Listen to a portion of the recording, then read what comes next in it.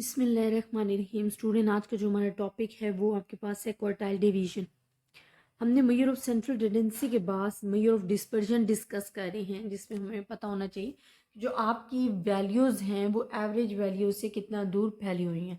तो quartile deviation, quartiles जो कि हमने मेजर ऑफ सेंट्रल टेंडेंसी में पढ़ा था, उससे ये लिंक करेंगे। समटाइम्स आपको पेपर में क्वेश्चन आता है where they are saying that आपने फाइंड करना है क्वार्टाइल 1 इन क्वार्टाइल 2, और साथ में आपको कह दिया जाता है कि जी आप क्वार्टाइल डिवीजन भी फाइंड करें। तो जब आपके पास क्वार्टाइल्स आ जाते हैं तो you can easily find the quartile division. Basically quartile deviations का फार्मूला क्या है, इसकी डेफिनेशंस क्या है, ये मैं आपके साथ डिस्कस करती हूँ। Quartile deviation, quartiles, two quartiles mean है, Q1 है, Q3 है, upper and lower quartile. Deviate mean क्या होता है? माइनस करना। अब क्वार्टाइल डेविएशंस क्या है कि जब आप दो क्वार्टाइल्स का डिफरेंस लेते हो एंड डिवाइडेड बाय 2 करते हो, this is called the quartile deviation. कहते हैं this measure is based on quartiles Q1 and Q3 and is denoted by QD। QD quartile deviations को शो कर रहा है। It is calculated by this formula. It is also known as semi-interquartile range. इसे आप semi-interquartile range भी कह सकते हो because it's divided by 2. This is the reason that we are saying that semi-interquartile range जो है हमारे पास है वो ये quartile division का formula है. This measure cannot be negative because the upper quartile must be at least as large as the lower quartile. A small value of quartile deviation indicates a small amount of variability, where indicates this is the most important line. अब पहले तो वो कह रहे हैं कि आपके पास जो वैल्यूज है ना वो नेगेटिव नहीं आएंगी। नेगेटिव नहीं आएंगी, क्यों नहीं आएंगी? उसकी एक रीजन है स्टूडेंट कि जो आपको Q3 में से माइनस करते हो ना Q1 को, तो जो Q3 है वो हमारे पास as compare to Q1 large ही होता है।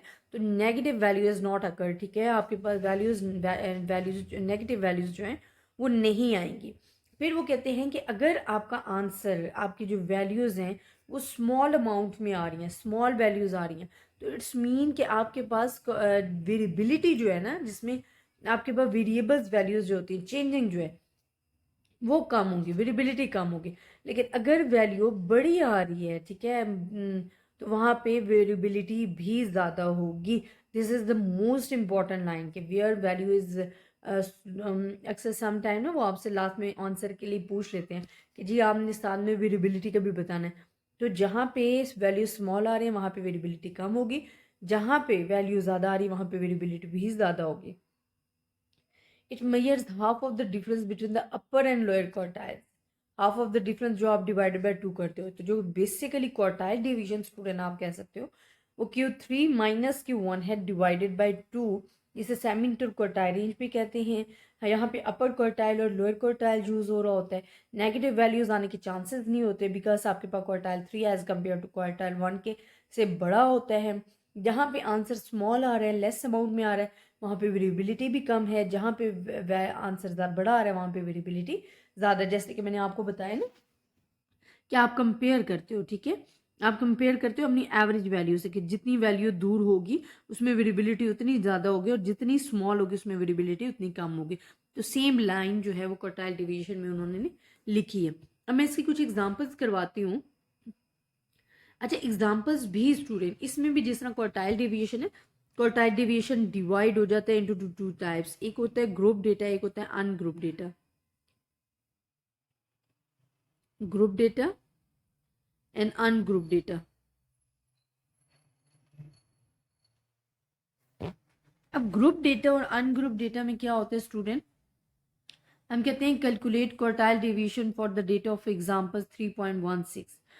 Q1 आपको गिवन है, Q3 गिवन है, आपने इनका डिफरेंस लेना है, डिवाइड बाय 2 करना है, तो आपके पास क्वार्टाइल डेविएशन आ जाएगी। अच्छा, अब क्वार्टाइल्स आपने अगर फाइंड करने का मेथड देखना है because it's relate to median. जिस तरह मीडियन का फार्मूला होता है सेम क्वार्टाइल, सिर्फ मीडियन में आप 2 लगा रहे होते हो, क्वार्टाइल्स में आप बिकॉज क्वार्टर में डिवाइड कर रहा होता है 4 लगा रहे होते हो। तो ये आपने प्रीवियस एग्जांपल्स देनी है। प्रीवियस एग्जांपल्स में मैंने आपको Q1 एंड Q3 दोनों फाइंड करने का मेथड बताया हुआ है, तो आपने उनका डिफरेंस लेना है, फार्मूला जो क्वार्टाइल डिवीजन का गिवन है, और उसका आंसर ले लेना है। अब देखते हैं कि अनग्रुप डेटा के लिए क्या है। ग्रुप डेटा के लिए मैं आपको एक फुल एग्जाम्पल करवाती हूँ। एग्जाम्पल 4.4 जो हमारे पास है वो भी सेम प्रीवियस एग्जाम्पल से रिलेटेड है। जहाँ पे हमने Q1 एंड Q3 फाइंड किया था और आपने क्वार्टाइल डेविएशन डिफरेंस लिया था।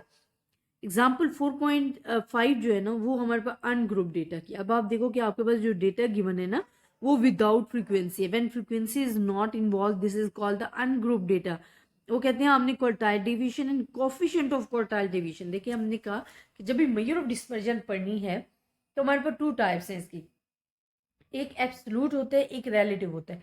एब्सोल्यूट में आपके पास यूनिट सेम होते हैं, लेकिन रिलेटिव में आपके पास जो आप कह सकते हो कि रिलेटिव में आपके पास रेशियोज आ जाती है जो कि कोफिशिएंट्स आ जाते हैं। तो coefficient of quartile deviation relative measure of dispersion से रिलेट करेगा। अब सबसे पहले आपने क्या करना है, सबसे पहले आपने अपने डेटा को अरेंज करना है, ठीक है। आप मीडियन कर रहे हो, आप क्वार्टाइल्स कर रहे हो, आप डिसाइल्स कर रहे हो, आप परसेंटाइल्स कर रहे हो। मैंने आपको प्रीवियस लेक्चर्स में भी बताया था कि फर्स्ट स्टेप आपने क्या करना है कि यू अरेंज द डेटा। आपने अपने डेटा को अरेंज करना है।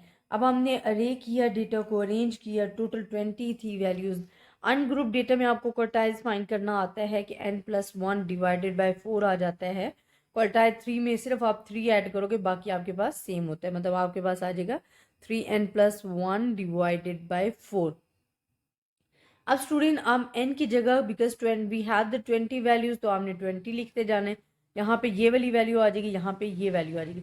अब ये वैल्यू जो आपने फाइंड करनी है ना वो कहते हैं 5th एंड 15 वैल्यू, ठीक है।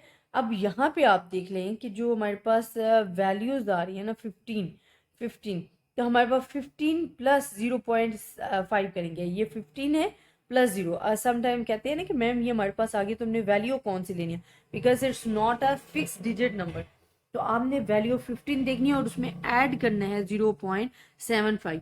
तो 15 वैल्यू देखो, आपके पास जो 15 वैल्यू है वो आपके पास है 15 एंड 19 सॉरी 17 एंड आपके पास 17 एंड 40 है, प्लस इसमें ऐड कर देना है। अब नेक्स्ट इसमें क्या करना है आपने कि आपके पास आगे 16 और 15 वैल्यू आपने ले ली है, ठीक है, और उनको ऐड करना है और डिवाइड बाय दिस वन कर देना है।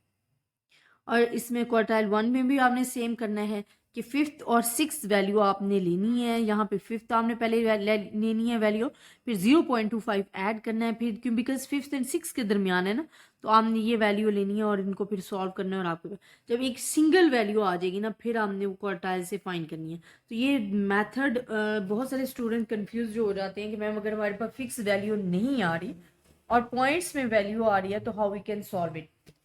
आप एक चीज़ बार बार मैं आपको बता रही हूँ, माइंड में रखना है कि जिस तरह यहाँ आया ना 5.25 आए तो हमने 5th वैल्यू लेनी है, उसमें 0.25 ऐड करना है। लेकिन ये 5th और 6th के दरमियान वैल्यूज़ है ना, तो आपने ब्रैकेट्स में 6th और 5th वैल्यू को माइनस करके उसको मल्टीप्लाई करना है 0.25 से, फिर उसमें 5 ऐड करना है जैसे कि यहाँ गिवन दिया गया। इसी तरह Q3 के लिए सेम आपने करना है। अब यहाँ तक तो क्वार्टाइल डेविएशंस आ गया कि आपको फार्मूला गिवन है, आपने Q3 से माइनस करना है, Q1 को डिवाइड बाय 2 करना है।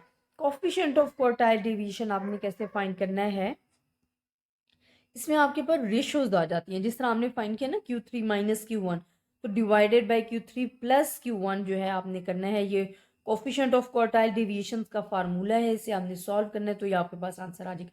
बिकॉज जब आपके पास Q3 भी आ जाएगा, Q1 भी आ जाएगा, तो you can easily solve your examples. तो आई होप ये आपसे आप क्वेश्चन भी समझ में आया होगा, साथ में समझ आएगा कि हमारे पास क्वार्टाइल डेविएशन हमने किस तरीके से करना है, उसका इंट्रोडक्शन, उसकी examples for the ungroup data and for the group data के लिए।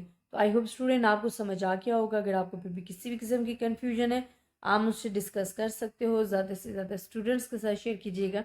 अपनी दुआओं में याद रखिएगा। अल्लाह हाफिज़।